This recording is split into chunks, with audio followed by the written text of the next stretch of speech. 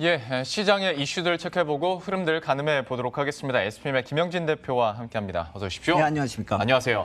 앞에서도 코로나 얘기는 참 많이 했었는데 2차 유행에 대한 우려감들, 1,000만 명을 넘어섰다는 그 부담감도 좀 있는 것 같고 하다 보니까 시장에는 분명히 악재로 작용할 수밖에 없는데 언제까지 유동성만 믿고 끌고 갈 것이냐라는 좀 의문들도 슬슬 좀 나옵니다. 아무래도 고점이기도 하고 좀 어떻게 평가하십니까? 네, 그래서 이제 바이러스 문제 또 나오고 있는데요. 사실 저는 이 지난 주말 이전까지만 하더라도 이제 바이러스가 더불어 사는 시대가 온 게 아닌가. 별로 이렇게 사람들이 무서워하지 않고 이제 생활 속으로 들어왔기 때문에 그래서 별로 신경을 안 써도 되는 게 아닌가 하고 이제 경제 지표가 좋아지면 좋아지겠지라고 생각을 했는데 그게 아니라 갑자기 이렇게 확 2차 팬데믹까지 이제 의미가 넘어가니까요. 네. 그래가지고 여기에서부터 이제 따져야 될 것은 우리가 이제 이건 뭐 예측이 불가능하지 않습니까? 바이러스가 어떻게 될지는. 그래서 그거가 우리 금융시장에 어떤 영향을 미치는가 그걸 좀 세분화해가지고 접근을 해야 되는 게 아닌가 이제 이런 생각이 듭니다. 그러니까 예. 단순히 경제가 좋아진다 이렇게 생각할 게 아니라 이제부터는 그동안에 좋아졌었던 그런 유동성 환경이 조금 변화되는 게 있는가 이런 네. 것도 점검을 해야 된다라는 것이죠. 예. 그래서 마침 딱 이런 시기에 세인트루이스 연방은행에서 파이낸셜 스트레스 인덱스 이런 지표가 원래 있었는데 아마 네. 제가 이거를 지난 3월에 한번 가져왔었을 겁니다. 그래서 확 올라갔었을 때 가져갔었을 거예요. 그래서 저렇기 때문에 안 좋다 이렇게 말씀을 드렸었던 것이고 지금 오른쪽에 빨간색으로 표시한 게 지난주에 이게 반등을 한 겁니다. 예. 그리고 저점을 기록한 건 6월 5일이었습니다. 그리고 6월 5일 때는 어떤 일이 있었냐면은 30년물 채권 발행하면서 뭐 인위적으로 뭐 이렇게 뉴스 퍼뜨려가면서 채권 발행을 도와준 게 아니냐 제가 이제 그런 얘기를 했었던 때가 바로 그때거든요. 네. 시장 안정이 좀 극대화되던 그때고 주가들도 지금 언택 관련주 말고 실질적으로 컨택 관련주들은 저때 주가가 정점을 다 치고 있었던 때였습니다. 근데 그게 저점을 찍고 저렇게 빨간 동그라미처럼 확 튀어오르는 거죠. 네. 그러니까 스트레스 지수가 과연 뭘 의미하는지에 대해서는 저렇게 생각하시면 됩니다. 다른 은행 스트레스 테스트 지난주에 한 거 있지 않습니까? 네. 그거는 은행 건전성이지만 이거는 채권 시장을 중심으로 해서 채권 시장이 어느 정도 안정을 가지고 있는가 이걸 뜻한다라고 보시면 돼요. 왜냐하면 금리 7가지 금리하고 6개 금리 스프레드를 가지고서 수치를 뽑아내는 거거든요. 예. 그래서 이제 그 세부적인 무려 이 13개 이 항목들을 굳이 다 볼 필요는 없는데 그래서 저는 저렇게 빨갛게 툭 튀어 올라왔다라는 거 한 가지 하고요. 그리고 왼쪽에 보면 제가 동그라미 표시를 하나 더한 게 있습니다. 저게 금융위기 당시에 위로 쫙 쏟았다가 예. 쭉 빠져가지고 안정이 된 다음에도 한번 저렇게 툭 튀어 오른단 말입니다. 그러니까 그게 시장에서 지금 정책이 제대로 가고 있는가에 대한 의구심도 있고 또 경기 전망에 대한 의구심도 있고 하는 그런 모습이 똑같이 반복이 되고 있다는 겁니다. 예. 그래서 저 때는 과연 시장이 어떻게 반응을 했는가 돌려보니까 저 때도 상승의 한 38% 정도, 그러니까 피보나치 비율로 이렇게 반락하는 거 있지 않습니까? 네. 38% 정도 반락이 나타났기 때문에 저걸 그대로 이번에 대입을 한다면은 뭐 나스닥이 뭐 8,850 뭐 이 정도까지도 반락을 할 수 있다라는 것이죠.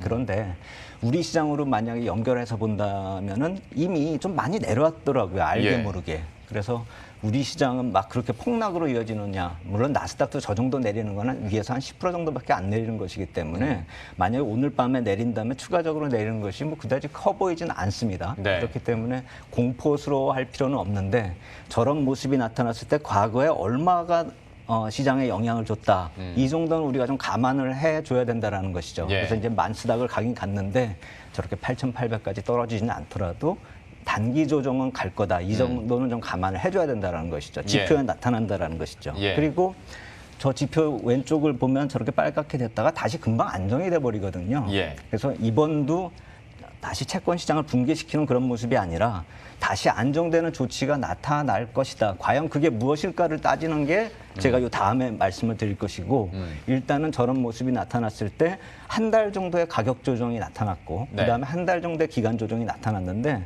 알게 모르게 지금 컨택 관련주 같은 경우는 6월 5일에 정점을 치고 지금 조정을 보였단 말입니다. 네. 우리가 나스닥만 보니까 계속 올라오는 줄 알지만 지금 다른 주식들 보면은 막 올라간 거에 한 3분의 1이나 절반까지 다 개원한 종목들이 많거든요. 네, 미국도요. 네. 우리나라도 마찬가지고요. 예. 하기 때문에 지금 여태까지 나타났었던 조정이 이미 상당 폭이 진행이 됐다라는 점도 우리가 인식할 필요 있어 보이고, 다만 중기 상승 관점을 포기할 필요는 없다라는 것이죠. 아. 저 왼쪽에서 나타났듯이 다시 안정권에 들어갈 것이고 FRB가 가만 내비두지 않을 것 같습니다. 이번에도. 네. 그리고 뒤에서 제가 다시 일정도 한번 감안해서 말씀을 드리겠습니다. 지수 자체가 뭐 폭락하고 그런 건 아니겠으나 단기적으로 지수와 투심에 대한 변동성은 좀 대비를 감안을 해야 된다라는 걸 방금 표를 통해서 살펴봤는데요. 그러면 요즘에 좀 차별화에 대해서 얘기를 많이 하잖아요. 온도차에 대해서 얘기를 많이 하고. 한때는 그냥 다 올랐던 시절이 있었고 그 이후에 안 올랐던 종목들이 다시 키 맞추기 하는 때가 있었는데 지금은 이제 골라야 된다는 거예요. 그럼 어떻게 바라보고 계십니까? 그래서 저는 이 차별화가 아까 저 표에서도 이제 차별화가 시작된 게 어떤 거부터 시작이 됐냐면은 그 저런 표에 어떤 항목이 악화돼가지고 저런 게 나타났는가를 따져봐야 된다라는 것이죠. 네. 그래서 그게 뭐냐면은 미국 국채끼리도 좀 약간의 좀 이렇게 스프레드가 벌어지고 하는 모습들이 나타나긴 나타나요. 뭐 네. 10년물하고 2년물, 그리고 10년물하고 3개월물 뭐 이런 것들이 좀 스프레드가 벌어지기도 하고 좀 악화되는 것도 측면도 있는데 네. 그래서 여러 가지 항목 중에서 이 FRB 쪽에서 어느 항목 때문에 이렇게 안 좋아졌다 이렇게까지 표시해 주진 않거든요. 네. 그래서 한 13개 정도 금리 스프레드하고 금리를 제가 다 찾아보니까 이게 안 좋아졌던 겁니다. 국채하고 하이힐드 쪽이요. 그러니까 예를 들어서 BBB 등급까지만 하더라도 이 하이힐드만큼 상당히 많이 지금 스프레드가 벌어져 있는 상태고 예. 지금 저렇게 제가 아래쪽에 까만 박스권으로 한 게 3월 달에 금리 스프레드 쫙 벌어져 있는 그 정도거든요. 예. 과거보다 상당히 많이 확 벌어졌다가 저 파란색이 하이힐드 그렇죠. 거죠? 예. 파란 아래쪽으로 뚝 떨어지 제일 네네. 많이 떨어졌다가 제일 빨리 반등하고 있는 빨간색은 국채고요. 네. 그래서 빨간색이 국채고요. 그래서 이제 줄어들었고 오른쪽에 이제 오렌지색으로 표현한 것이 최근에 이제 시장이 안정이 되면서 국채를 쭉 따라 올라가고 있지 않습니까? 네. 가격이 하이힐드가 저렇게 해서 금리 스프레드가 확 줄어든다라는 것이죠. 그 안정권에 들어갔는데 지난주에 저게 양쪽으로 쫙 벌어지고 있지 않습니까? 네. 그게 아까 그 표에서 반등이 나오게 만든 주 요인이었다라는 것이죠. AAA 등급만 놓고 보더라도 AAA 회사채만 놓고 보더라도 저 정도는 아니거든요. 네. 근데 BBB도 거의 비슷하고 하이힐드는 확 벌어졌다라는 것이죠. 결국 종목 간, 기업 간 이 신용도 문제가 다시 본격화되고 있다는 것입니다. 예. 그래서 제가 아까도 말씀드렸듯이 저런 차별화가 실제로 주가에도 어떻게 영향을 미쳤냐 따져보니까 S&P 500 지수도 상승폭의 24% 이미 내려왔어요. 나스닥은 신고가 내고 있었는데. 그리고 호텔, 항공, 카지노 이쪽은 5일에 아까 고점을 형성했다라고 했는데 예. 상승폭의 50% 이상 지금 다 반납을 해버렸거든요. 네. 예를 들어서 뭐 델타나 윈카지노나 뭐 이런 것들요. 네. 메리어트 호텔 뭐 이런 것들요. 그래서 이쪽에서 나타나고 있는 우리가 언택 관련주하고 컨택 관련주 이쪽에 대해서 차별화가 계속 지속이 되고 있고 우리는 언택만 보니까 자꾸 언택만 보게 되기 때문에 시장이 계속 강세로 가는 줄 알고 있지만 실제로는 지금 조정이 상당폭 진행이 되고 있었고 그것이 이제 언택 관련주까지 전염이 되고 있다. 조정이. 그 정도로 좀 인식을 하면 될 것 같아요. 네. 그래서 제가 이 나스닥 지수하고 미국 인터넷 지수하고 소프트웨어 ETF 우리나라 거를 좀 비교한 그래프를 한번 그려봤습니다. 예. 그래서 놓고 보시면은 나스닥 지수를 비트할 수 있는 그 업종이 미국의 인터넷 기업밖에 없다라는 것이죠. 근데 약간 좀 인터넷 기업이 좀 주가가 떨어지고 있는 모습이 왜 나타나냐면은 저 인터넷 업종에 마이크로소프트나 애플이 안 들어있거든요. 예. 그러니까 그 두 개가 저 위로 확 올라가 있는 상태이기 때문에 나스닥을 확 끌어올리는 것이죠. 그래서 바이오 같은 것도 이 인터넷보다도 좀 안 좋은 상태고 한국의 소프트웨어 같은 경우 최근에 많이 올랐지 않습니까? 네.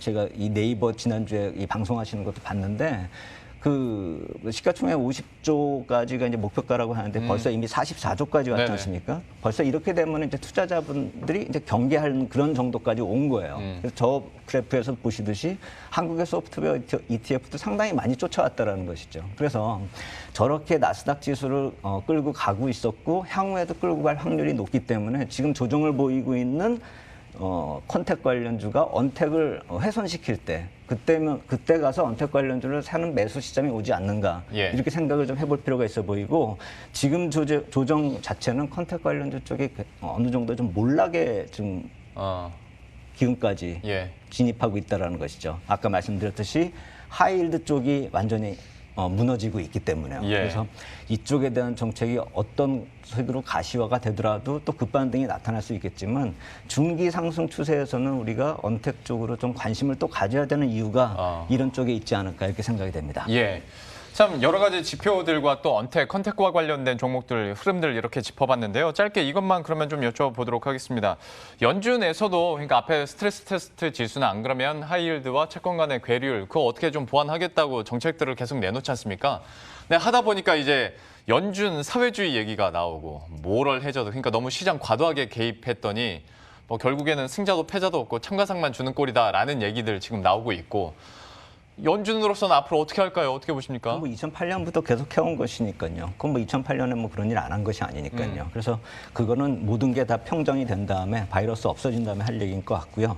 이번에 나타난 그런 문제점을 해결할 정책이 나타난다고 한다면 결국 개별 기업들, 회사채 쪽으로 또 정책이 나올 것 같습니다. 실질적으로 회사채 어느 정도 개입할지가 이번 내일이죠. 의회 청문회에 이제 출석하거든요. 저 때가 한번 포인트가 될 것 같고 저 때 예. 안 한다라고 하더라도 저 표에 나온 일정대로 한번 포인트를 짚어줄 수가 있는 일정들이 있습니다. 예. 그렇기 때문에 우리가 지금 여기서 많이 망가진다라기보다는 아까 맨 처음에 말씀드렸듯이 한 달 정도의 가격 조정, 그다음에 한 달 정도의 기간 조정 이 정도로 생각하시면 되겠고 한 달 정도의 가격 조정은 이미 절반 이상 진행됐으니까 너무 걱정할 필요는 없다.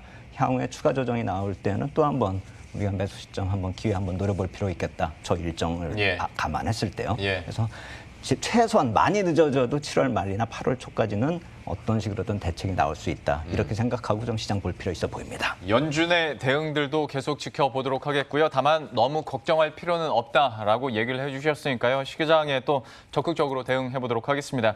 SPM의 김영진 대표와 함께했습니다. 고맙습니다. 감사합니다.